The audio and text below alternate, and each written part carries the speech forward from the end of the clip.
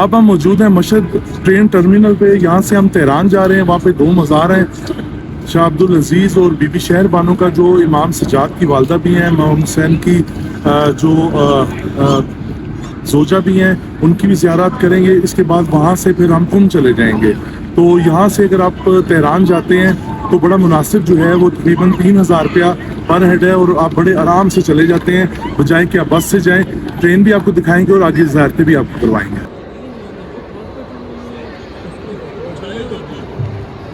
یہ میرا علاقہ نہیں ہے, یہ ادھر نہیں ہے. پاکستان میں تو ہمارے کنسیپٹ نہیں ہے کہ 6 گھنٹے میں پورا علاقہ آپ کا تبدیل ہوگا. بالکل. یہ مشہد کا ریلوے اسٹیشن ہے. آپ یہ دیکھیے کہ کتنا ہی ماشاءاللہ خوبصورت ہے, اور ویٹنگ جو ایریا انہوں نے بڑا اچھا بنایا ہوا ہے. اور یہاں پہ ابھی ہماری ٹرین کا جو ٹائمنگ آ رہی ہے, ابھی یہاں سے مشہد سے کرج اور پھر تہران کی ہے, وہ یہاں سے 10:15 پہ سٹارٹ ہوگی. باقی پھر اندر ٹرین بھی آپ کو دکھاتے ہیں ہم لوگ. جی اب یہ دیکھیں کہ اس کی ٹرین کتنی زبردست ہے ماشاءاللہ. یہ 6 چادرز یہاں پہ پڑی ہوئی ہیں, اوپر بیگز پڑے ہوئے ہیں, پورے بسترے ہیں, اور ان کی برتھ ہے.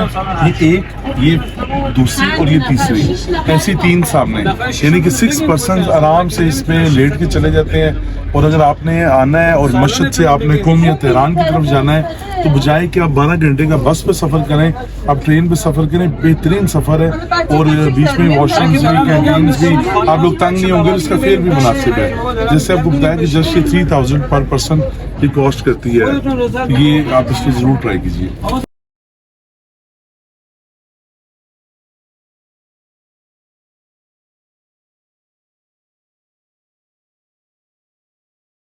تہران میں موجود ہیں شاہ عبدالعظیم کی جو شیرین ہے یہاں پہ.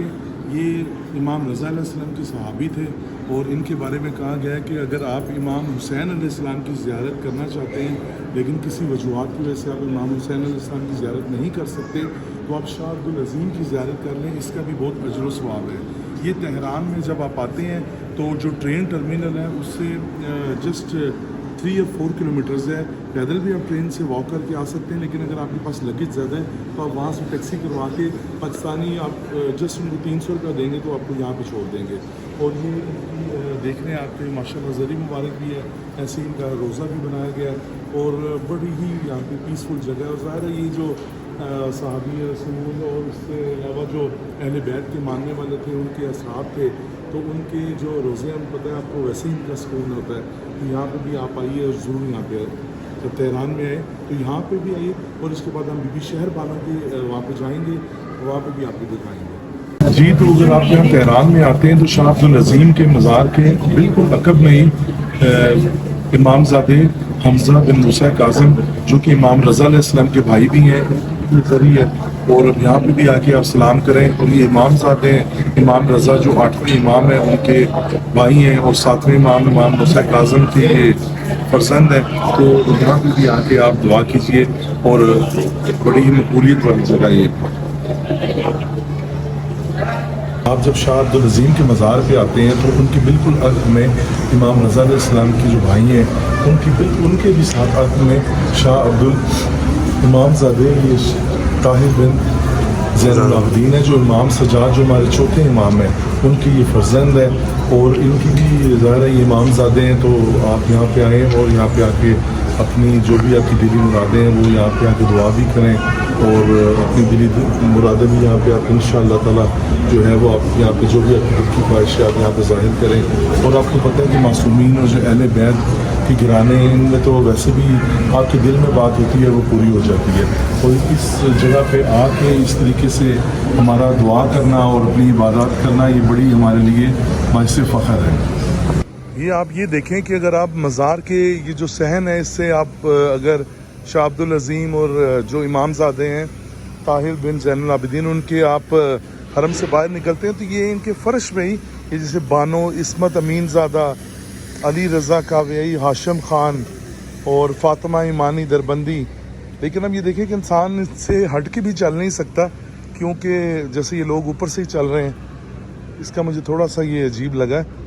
اور یہ دیکھیں حاج سید عابدین عظیمی, مطلب یہ ان لوگوں کے لیے تو شرف کی بات ہے کہ یہاں پہ اس صحن کے احاطے میں وہ جو ہیں دفن ہیں. لیکن تھوڑا سا ان کو راستہ الگ سے بنانا چاہیے, کیونکہ جیسے سید حسین فلاح، یہ پاک نام بھی ایک آتے ہیں ہمارے پیروں میں آتے ہیں، تو یہ تھوڑا سا اس کا تھوڑا خیال کرنا چاہیے. جی تو آپ جب تہران سے نکلیں گے تو آپ یہ ذہن میں رکھیے گا کہ بی بی شہر بانو کے جو مزار کی طرف جاتے ہوئے آپ جب شاہ عبد العظیم کے مزار سے نکلتے ہیں تو باہر جو لوکل ٹیکسی والے کھڑے ہوتے ہیں وہ آپ کو بہت زیادہ لوٹنے کی کوشش کرتے ہیں. اگر آپ کو فارسی نہیں آتی وہ آپ سے پاکستانی اپروکسیمیٹلی 3,500 سے 4,000 روپیہ مانگیں گے ٹیکسی کا. لیکن آپ کوشش کریں کہ جیسے یہ یلو ٹیکسی، اس کو زرد ٹیکسی کہتے ہیں.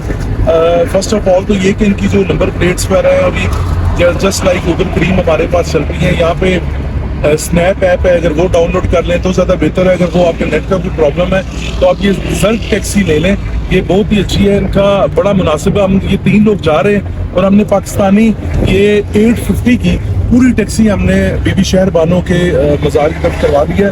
حالانکہ جو دوسرے ٹیکسی والے تھے وہ ان کو بڑا، جو یہ بزرگ ہیں انکل، ان کو کہہ رہے تھے کہ جی ہم نے تو ان کو 3,500 4,000 روپیہ کا ہے، آپ نے کیوں ان کو اتنے میں لے کے جا رہے ہیں. پر وہ اچھے انسان تھے، انہوں نے کہا نہیں میں نے ان سے ٹریٹمنٹ کر لی ہے. تو آپ تھوڑی سی بارگیننگ کر کے پوچھ کے، اور یہ جو یہ کمپنی کی ٹیکسی ہوتی ہیں اس کو پریفر کریں. انشاءاللہ بی بی شہر بانو کے مزار میں جا رہے ہیں، وہاں جا کے مزید آپ کو دکھاتے ہیں. اس نے بھی خالی جانا ہے تو یہ بھی واپس میں لیتا جائے گا. مناسب پیسے کرے گا.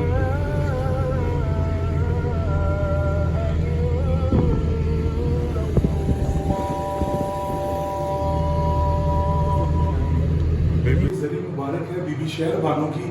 جس طرح بھی آپ نے دیکھا کہ یہ پہاڑ کے اوپر ہے، تہران سے یہ تھوڑا سا اوپر آتی ہے.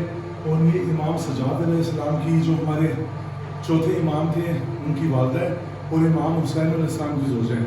اور ان کا بھی ماشاءاللہ بہت زیادہ مقام ہے. یہاں پہ بھی آپ آئیے اور یہاں پہ بھی دعا کیجیے، اور اللہ آپ کی دعائیں قبول کرے، آپ کو خیر و عافیت سے. یہ لائیو ولاگ بنانے کا مقصد یہ تھا کہ آپ کو ایگزیکٹلی پتہ چلتا رہے پاکستان سے آپ نکلیں تو آپ کو کیا کرایہ لگے گا، یہاں پہ کس طریقے سے آپ آ سکتے ہیں، کون کون سی زیارات کر سکتے ہیں.